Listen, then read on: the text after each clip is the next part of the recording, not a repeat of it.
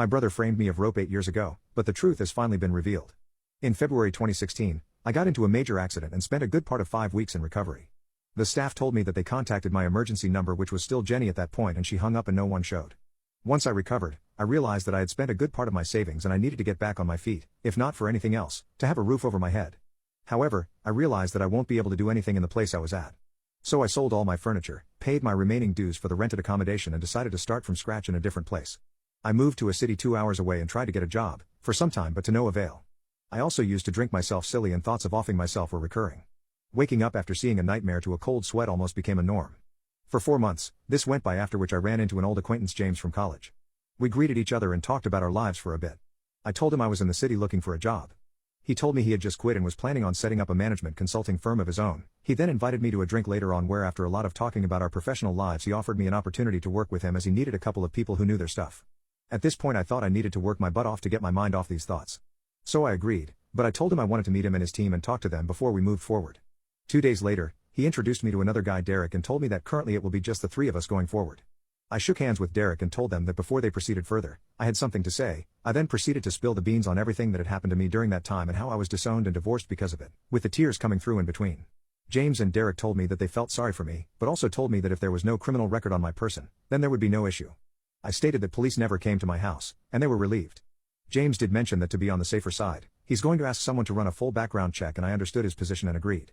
During this time I was living in a run-down place that I rented to minimize my expenses. I waited patiently for 2 weeks but was still looking for jobs in other places in case things didn't work out. 2 weeks later, James called me and we met up later that day. He stated my record is clean of any rope, and welcomed me to the team. After that I threw myself to my work and started therapy sessions. On the advice of Derek, I also joined a gym and vented a lot of my frustration on the punching bag. Derek and I became gym brothers, and I basically looked at him as an older brother, as he was essentially my older brother Henry's age. By the end of 2018, I had a good amount of control back in my life, the consulting firm took off and the money rolled in. I rented out a nice apartment in a decent neighborhood. The Band-Aid also came off to an extent, and I realized I needed to do some necessary steps to move on. I went to a courthouse and changed my last name officially on record. I adopted the last name of Derek after his parents. They saw me as a nice guy and involved me in a lot of their family functions, including me being the best man for Derek's wedding, so this was a way of thanking them as well. I tried dating a bit, but it never worked out for me due to my emotional issues, till I started dating Kim in 2019. She was half Korean and half Italian. I met her at a coffee place where I picked up my coffee and on occasion sat there. She used to work behind the counter. We saw each other only for the order, but once when Derek and I were there and he noticed that she was constantly looking at me, he told me that I should ask her out. I approached a bit hesitant and asked her out for drinks later that day. We had a nice date and she said that she hoped we could see each other again. On my second date with her I told her my background, and to my surprise, she understood and wanted to keep seeing me. At this point I was skeptical, and even cried a bit, because I couldn't believe that I could even find a bit of normalcy restored in my life. We went out for a few dates and really enjoyed each other's company, and it felt that I was finally able to start healing. I went on my first vacation after years with her to Europe and had a great time overall. When 2020 came around, we remained in contact throughout over the phone and FaceTime.